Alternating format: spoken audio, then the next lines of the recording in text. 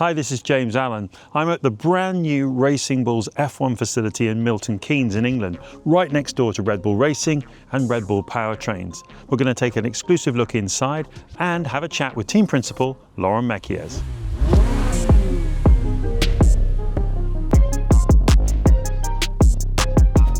Laurent, thank you so much for inviting me here. It's great to see your new facility.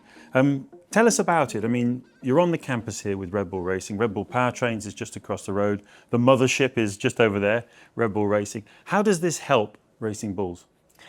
You know, it was a massive step forward for us to move to this campus and to this new building. You know, we as Racing Bulls we started with our UK base now more than 15 years ago. You know, it was in Bicester, and the reason why we started in Bicester was because we bought the wind tunnel there. So we started with a very, very small wind tunnel operations and, you know, a few guys. And then you fast forward 15 years and we had, you know, more than 100 people. We had outgrown the site and really it was very far from what modern Formula One standard had become. So when we reset the project, when the shareholders reset the project now a year and a half ago, and we became Isack Hadjar Racing Bulls, we say, okay, what do we need to go and shoot with the bigger guys, to go and fight with the bigger guys? And you know, the obvious answer was, you know, there is an incredible campus here with Red Bull Racing, with Red Bull Powertrain, with MK7, our marketing communications operations, and quite a few exciting other projects like RB17, etc. So we said, okay, let's put Isack Hadjar Racing Bulls there, and there was only a field where we are here. But you know, the UK being the UK, it was built in a record time, which was fantastic. And you know, 9 or 10 months after the decisions, we could move our people, and we moved here on January 2nd. And we are now a bit more than 150 people here, and you know, for our people it's a huge step forward. You know, the fact that you come and you see the bulls everywhere and you see the history of this site, and you really feel like on a campus. I guess what it means is that you can just hire the best talent. It doesn't actually matter where they live. I mean, in the past, certainly when you started your career, you know, you wanted to be in one place, and it would be a barrier maybe to being recruited, or if people didn't want to move from Italy to UK, or the other way around was a big problem, wasn't it? Getting people to go from the UK to Italy. But it seems to me what you're saying is it doesn't matter where you live. If you've got the talent, you know, we want you in. You know, it's you're absolutely right. You know, historically, it's been a downside for this team to have to operate with two sites on two different countries, because communication is key, and it's quite difficult to get two sites to work. So when we reset the project, we said, okay, how do we go about our two sites? Milton Keynes is not going to replace Bicester; it's going to take to become bigger. How do we go about you know, building a team with these two sites? And we said, well, you know, we came up with what we call the location-free approach, whereby we say, look, it's a people business, and it's about getting the best talent or keeping the best talent in the company. And let's forget about maybe the historical approach to have, say, the aero department in one place and the other departments in another place. Let's say that we can go and tell any of our employees he can work either on the UK side or on the Italian side. Of course, it's not true for 100% of the job, but for a large majority of the jobs we have, we are able to offer them that possibility, which allow us to keep our best people, to hopefully have something more attractive on the job market, to get the best talent, and also be able to, you know, to support our people through the evolution of their career, of their life. You know, sometimes your needs are changing, and we try to turn that historical downside into a competitive advantage. And so what's actually in here? What have you got in this building? Look, we have, as we said, we are location free now, meaning that it's not only one department, but it's effectively a combination of departments. So we have two floors. The ground floor is effectively the production and the preparations of our wind tunnel model, because this is where the wind tunnel model is being created, is being adjusted, is being prepared, polished before going to the actual wind tunnel in Bedford. And then at the first floor, we have effectively all our engineering group. So as we said, it's not one single department, but you see people from pretty much all the job function in the company, mainly aero, for historical reasons and because the tunnel is nearby. But really, you can find here, for example, Isack's race engineers is based here, whilst Liam race engineers is based in Faenza. On top of that, we have an operation room supporting the racetrack, both here and in Faenza. They're actually identical. So when we are, say, in a few days in Miami, we are really a multi-site operations. We have the racetrack, we have the ops room in Faenza, the ops room in Milton Keynes, the simulator on the other side of the road running at the same time, and the wind tunnel running in Bedford. So it's really a good representation of where the world is at right now. It's a matter of communications, of having the right tools and the right spirit to want to talk to each other. Let's talk a bit about you, because you were with this team fairly early on in your career. It's been quite an interesting journey. You rose up to a senior role on the engineering, in charge of the engineering side of things. Then you went off and you did some FIA, you did some Ferrari, and now you've come back as a team principal. So first of all, what does it take to be a team principal in modern Formula One? Look, you're going to be very disappointed. All we do all day effectively is only making sure our people have what they need to perform at their best. So we don't actually do anything.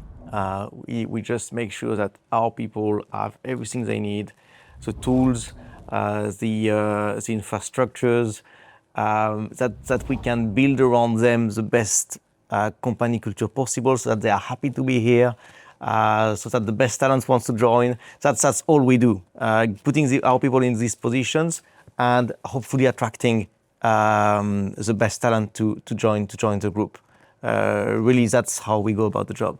I'm sure you had a period of gardening leave. I saw you a couple of times during that. You were with your wife and your child, traveling around and just relaxing and thinking about what this opportunity was going to be like. Because you're joining an elite group of people. To be able to call yourself an F1 team principal is quite a big deal, really. What qualities did you feel you needed to really bring to this job? And now you're 15 months into it. What qualities do you realize are fundamentally important to doing this well? You know, I really don't think it's about the team principal skill set. I guess perhaps what these months of track time gave me is really the sense of, it's not going to be about the team principal. It's not going to be about the CEO. It's not even going to be about the senior management. It's really about creating that group of 700 people, getting them to blend together, putting them in the best possible conditions. You know, we call it internally, the hidden lap time. It's a lap time that you do not see on your tracker for simulation or for wind tunnel. It's each and every single of your team personnel making that extra step to help the guy or the girl next to him or her to do better than the just enough, you know. And you know, we have been tasked with super ambitious targets, you know, to go and fight for the top of that midfield just behind the big guys. And this means being able to beat car manufacturers, you know, to beat very, very serious teams. And we are not going to achieve that by being more people than them, because we won't be more people. We are not going to achieve that by spending more money, because we won't have more money. We think we are going to achieve that by creating that special spirit, by staying simple, by having the best potential possible company culture, and having our people wanted to do that extra step, which multiplied by 700 should give us an edge at the racetrack. Creating that special spirit. So there's two kind of measurements of success in this business as a Formula One team. One is against the stopwatch and against the other competitors, the points, the wins, the podiums, all of that kind of thing. The other one is about winning over a segment of the audience. It's about finding your fan base and being able to communicate with them and have them love you and follow you. And what I'm really interested in, what you and Peter Beyer, the CEO, and the team here are focused on, is you've kind of looked at the demographic that's changed in Formula One in the last 5 years, where the fastest growing segment of the audience is this kind of younger, what are we going to call them, 16 to 24s, call them Gen Zs, my kids' age. And obviously a lot of female fans amongst that. And just thought, you know what, we're going to go for that group. If you're coming into this sport, we want you to look at our team and go, yeah, I'll follow those guys. And it's quite interesting the approach you're taking off track in that sense. This team has been, this team is reborn with the objective to give access to a wider fan base and to give access to the younger generations of the fans, the ones that are just getting to know Formula One now, the guys and the girls that have been joining the sport in the last 3-4 years. We are trying to be the one that, of course, we try to be as serious and as competitive as we can on the racetrack, but we try to do it with this philosophy of opening the door, of showing you the behind the scene, of letting you getting as close as we can from the sport, so that all these new generations that previously was maybe not knowing the sport so well can see all the human stories, all the human factors, all the emotions that is effectively driving the sport as much as technology is doing. And we often say Formula One very often seems unapproachable or very difficult to access if you are out there and if you want to come closer to the cars or if you want to work even in the sport. But the truth is, it is as difficult for people to find us as it is for us to find our people. We fight to get the best people. We fight to get access to the wider audience and to the younger audience, and therefore, because it's what we are targeting, we are making every single possible efforts to try to reinvent the way we go about the sport. Again, give that special access every time we can, as we are doing today together. It's an interesting one because I've always felt this team kind of lacked a real identity, a sense of purpose. It's like, yes, it's here to train young drivers, and a few of them have gone on to win, well, 2 of them have gone on both to win 4 world championships. So that model has kind of worked. But in terms of what's the identity of the team, what's it stand for, it's always been a little bit confusing. Whereas now I think, I'm not genuinely felt that your presentation at that livery launch event at the O2 was the best of them, because you're so clear about what you wanted to say. It's like, we're Racing Bulls, call us Racing Bulls, don't call us whatever you wanted to call us in the past, and we're so clear on this. And I guess it helps also that your drivers, are in that age demographic as well. They tend to be younger. And the one that's really caught my attention this year is Hadjar, Isack Hadjar. I mean, he had the biggest calamity you could possibly have, really, in terms of the way his season started in Melbourne, and he got a lot of flack for that. But I was so impressed with the way he bounced back from that. I mean, tell me about the mentoring that went in from your side for that, and tell me about him as a character. Isack is an extraordinary character. He fits everything so well with his team. He's young, he's 20 years old, he's daring, he's funny, he's talking to the generations. Look at what he does also in terms of behind the scene and social, and you will see how much of a genuine, funny, down-to-earth character he is. But then again, when he gets onto the car, put the helmets on, it's the most competitive person you can think of, who goes through the brutality of the competitions as we love it. And of course, he got a big hit in Melbourne on Sunday when we had the incident on the formation lap. But talent always wins. We were having high expectations with Isack because of everything he had been achieving and because of the approaches he has been having in the junior categories. But I think it's fair to say that already now he has been surprising all of us with how much more he has been bringing to the business, how much more speed he has been showing already in Melbourne. So people often ask us, so what did you tell him after Melbourne, after Sunday in Melbourne? I said, well, we we had very little to tell him, because what you really think of at that very moment when the car is in the wall, so well, you say, actually, the most important part of the weekend was what he had demonstrated already, was that the speed was there, as the integration was there. He was already behaving as a Formula One driver, not even a weekend into the job. And the weekend after, you go to China, it's a sprint weekend, only have 1 hour of practice, a track he has never gone to in any formulas, and he put the car 7th on the grid. And that tells you how much of extraordinary athletes these guys are, and again, how much we want to bring that story to the younger generation out there, to give, to open the door for people to discover that, because it's teaching all of us, young and less young, a lot about resilience, determinations, focus. But probably like in normal life, it's not enough just to put it behind. You have to reopen the book. You have to look at what went wrong.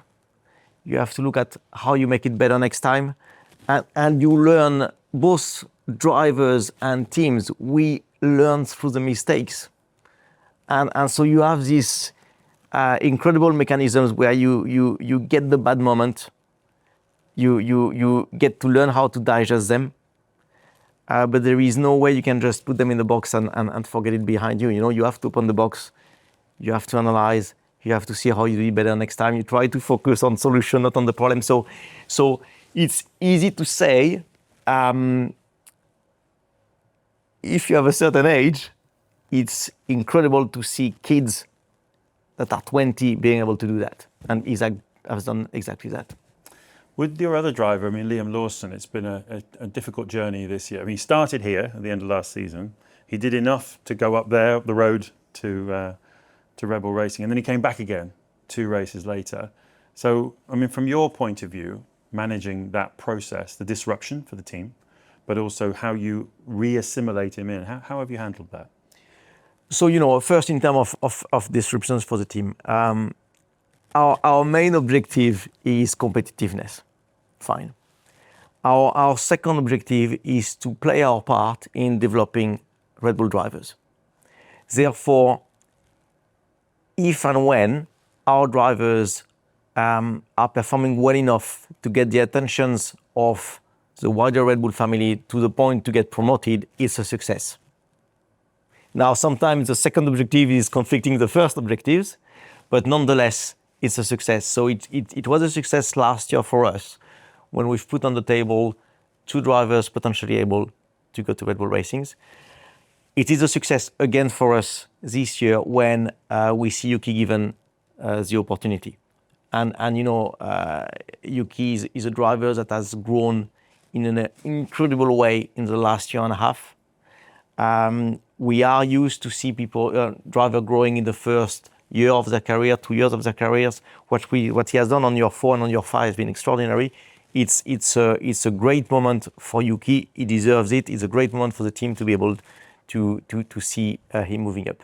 Then of course, Liam is back into the team. We know him well. He's still the talented guy that was driving for us a few weeks or months ago.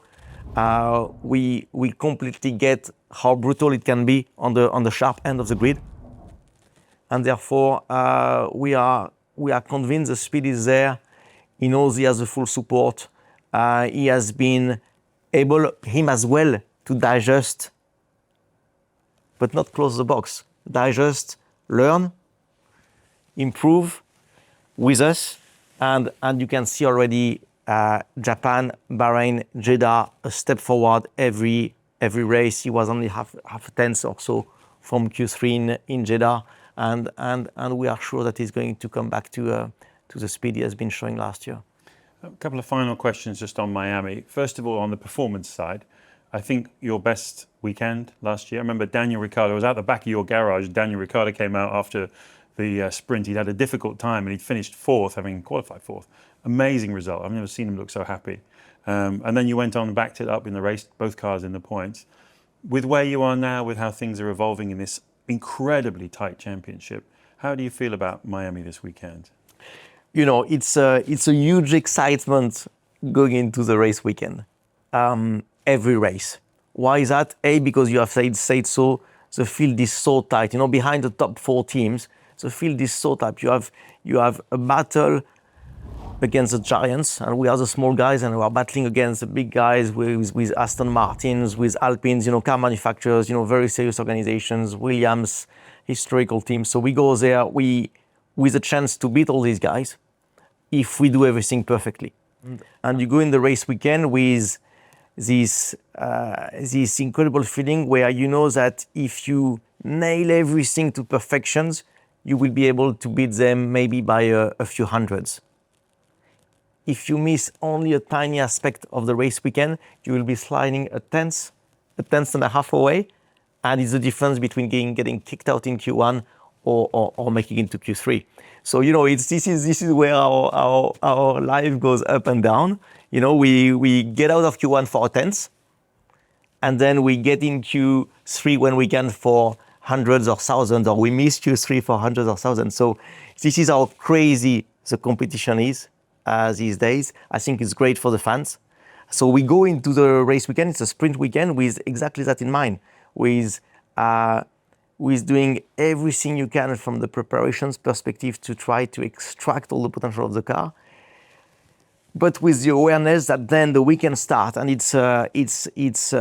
you are going to hold your breath all the way through the weekend. You know, there is a competitive sessions every day, trying to extract everything you can. And you know, you referred to Daniel last year. It was an incredible moment where he brought the car home in P4 after the sprint. And it was a very good example of how brutal Formula One is and how crazy the competitiveness is. You know, so the sprint was on Saturday morning. He came back after maybe his best race with us.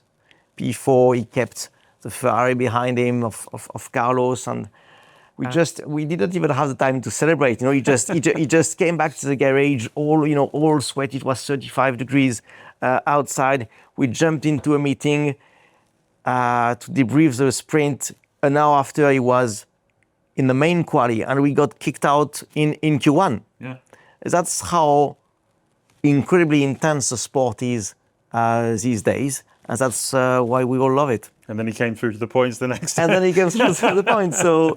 So you see, it's the story of life. So final one then, Miami. It's the land of the bling and the home of the brave, as I call it. And you're doing a little bit of bling yourselves. You've got a new livery for this weekend. I shall be at your livery launch Wednesday night in Miami.